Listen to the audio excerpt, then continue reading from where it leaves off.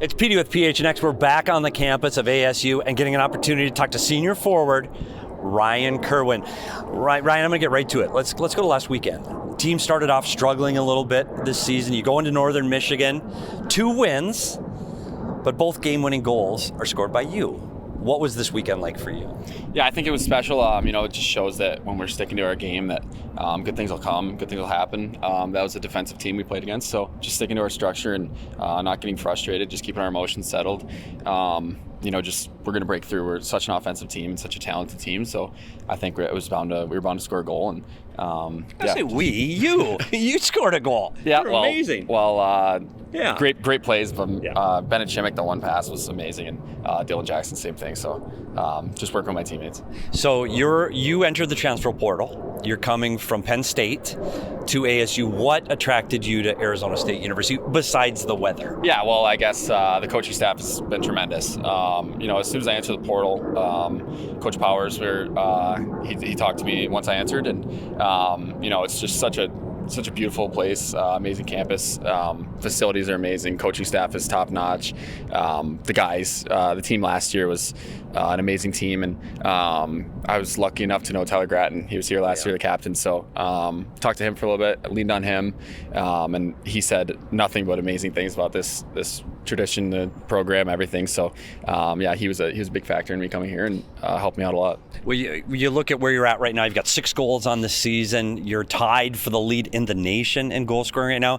Have you always been a goal scorer? Is that kind of the strength of your game? Yeah, I would say so. I think that my shot is something that I try to take pride in, and just getting open for my teammates, using them, playing with them, and I think that just having the confidence to shoot pucks here and play with my teammates, and just gain the confidence back from where they can they're going to find me, and I'm going to try and shoot and put one in the net. So, well, we can talk about Mr. Clutch too. So we got 6 goals on the year.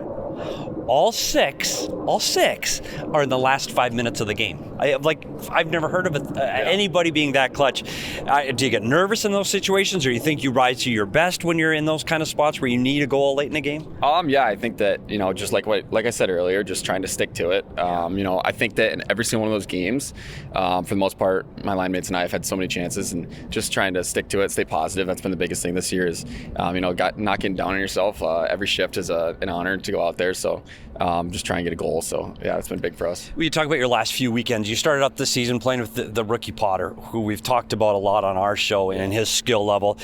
But the last 3 games you played with the Jackson twins, and you've played some of your best hockey of the year. What's it been like switching your game from a player like Potter, who plays different than the way the Jackson brothers do? Yeah, I think Pottsy is an amazing player.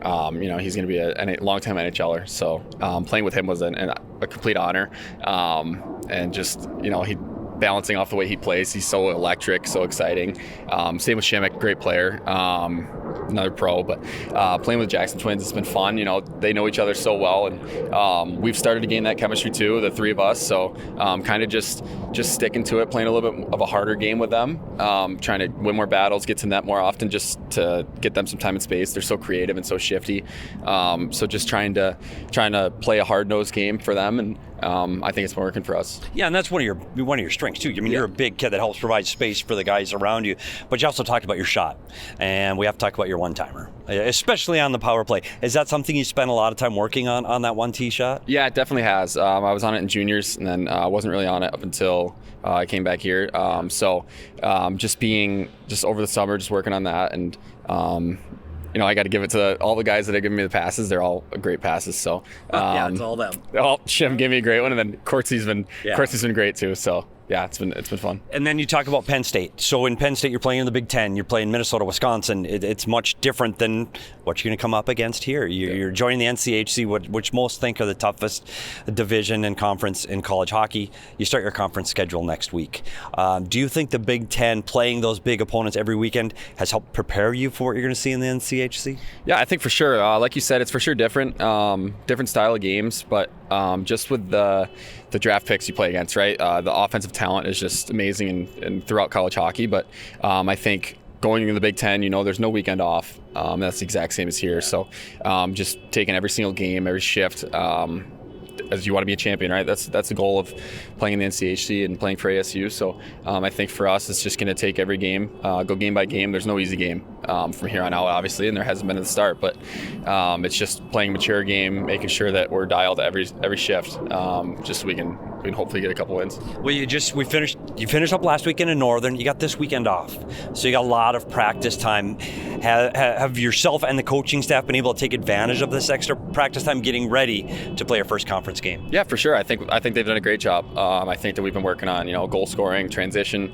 little defensive zone as well. So yeah, it's been a bunch of things that we're trying to focus on, and just detailing in these little things. And by the way, so as you're hearing that in the background, whose car is that? Literally in the parking lot, getting the car alarm. Apologize, we can't edit. There we go. Somebody finally figured. These students got to figure stuff out. Exactly. Might have been silly. Yeah, did he? He's probably a little upset. We walked and talked with him last time. Okay, let's have a little bit of fun. First of all, I know this probably won't be on before Halloween, but today's Halloween. Yeah. And sometimes college kids dress up and go out. I'm not asking if you're going. You can go trick-or-treating. I don't care. Do you have a costume for tonight? Are you dressing up?